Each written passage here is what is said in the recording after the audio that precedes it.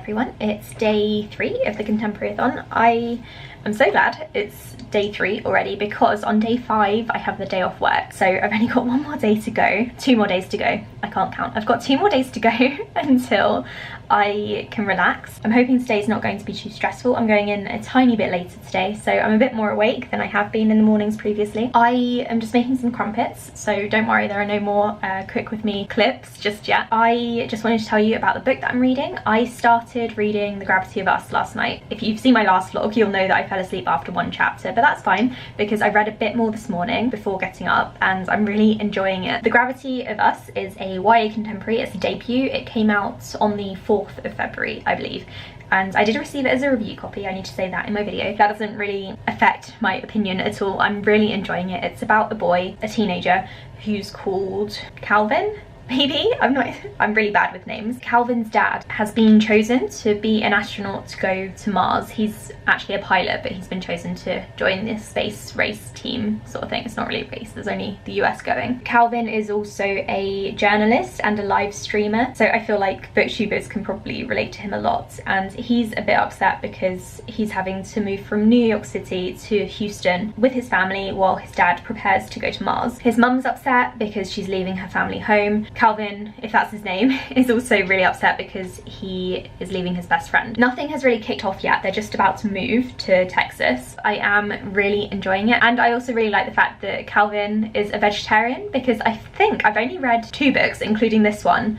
with a vegetarian main character. At least I can't think of any others, so that's quite exciting for me. The main character, I'm going to stop calling him Calvin until I confirm that that's his name. He is also queer. He has said, those are the crumpets, he has said that he is queer and into guys and girls, so I think he identifies as queer rather than bi or pan or anything, so that's cool. And I think he's going to meet another guy when he's over in Texas, but I haven't got that far yet, so I will update you once I have read some more. I'm probably not going to read any more until lunchtime today, and then I'll update you when I get back from work later on. I don't really have any plans for this evening. I was going to do a food shop, but I've realised that I don't need to until tomorrow, so I'm going to put that off as long as possible because I hate food shopping. I think when I get back from work, I'm mostly going to be editing day 2's vlog and uploading that because I didn't get a chance to start doing that yesterday. I'm probably just going to spend the whole evening reading. My Kindle says that I have 3 hours left. If I get home at 5, I reckon I can finish it by 10:30 when I go to bed. I'll speak to you all in my next clip when I've got another update for you. Good evening everyone. I am now back from work and I've done a little bit more reading at lunchtime today. I don't really have anything eventful to say about The Gravity of Us just yet because I only read for half an hour. What is going on with this lighting? I am quite enjoying it and I'm really looking forward to reading more a bit later on. I'm just going to edit yesterday's vlog first and then I'll carry on reading, I guess, because I don't have any other plans this evening, and that's really weird to me because I normally have a lot of plans. I'm normally quite busy. Ignore the mess in the background. This is like the start of my library room, so half of the room is pretty great. That's my big reading chair. This half is fantastic, and then it sort of gets a bit messier as you go into that corner, but we're hoping to get some shelving over there so we can store all of that junk and also get rid of some of it because some of it is just not necessary.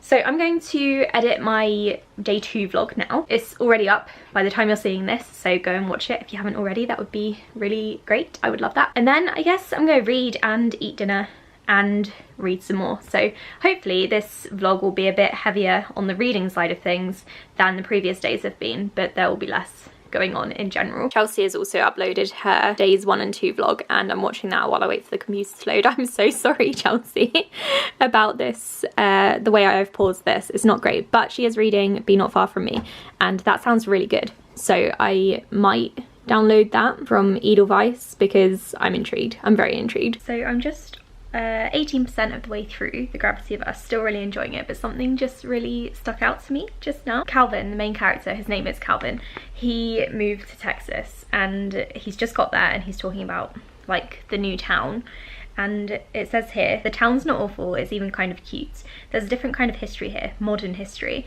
Brooklyn has homes that date back 150 years. Even our apartment had the original hardwood floors from the early 1900s. Now, as a European and a Brit, 150 years is nothing, and I often forget that the US is such like a young country compared to ours. Like, we've got so much history going on, and it reminded me of this time that I went to Virginia to see one of my friends. We went to an old church. The woman who was kind of giving the tour, she was bragging about how it's the oldest church on the East Coast. I can't remember what year she said it was built, but it was like nothing like our old churches would be, I don't know, from the 1600s or something. But she was really happy that her church was from the 19th century, 20th century. This just really stood out to me because it's something that I always forget. I just find it quite interesting that in the US, 150 years, like early 1900s or late 1800s, is considered old. So that's just something I thought I would point out. It's quite interesting to think about. Just to clarify, I mean the United States as a country as it is now. I'm obviously not trying to disregard Native Americans, but my point is they didn't build British style churches and say that they were old. I'm now 43% of the way through. My only other extra thoughts is that the romance in this is kind of rushed, in my opinion. You guys probably know, if you've been subscribed to my channel for a while, I have issues with romances in YA. Basically, I'm either indifferent towards them because I just don't really care, or I'm like, oh yeah, they're cute.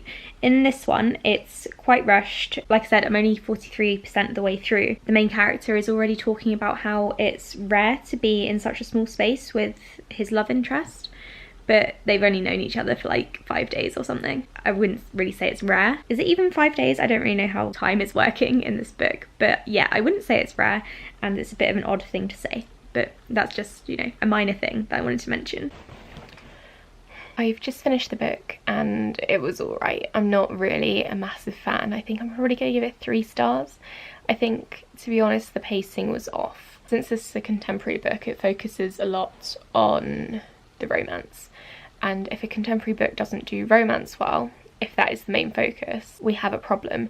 And I think my main issue is that the romance felt very rushed, even though it does take place over, I think, 6 to 8 weeks.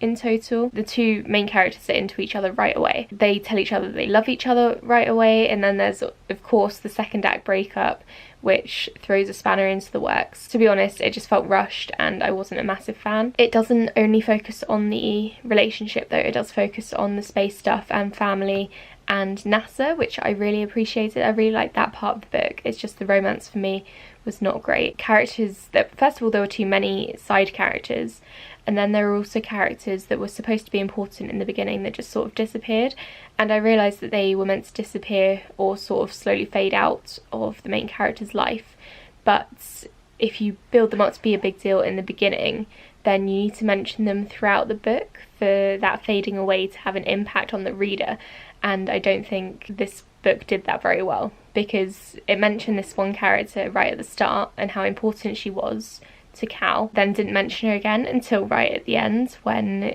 he suddenly didn't really speak to her anymore, and I don't really like how the author wrote that. I don't think it was done very well. So 3 stars for this one. It's a bit disappointing because I was really excited for it. I am going to go to bed now because it's quite late at night. I'm not really sure which book I'm going to start tomorrow morning, but I will let you know in my next reading vlog. Thank you so much for watching. I'll speak to you all in the next one. Bye!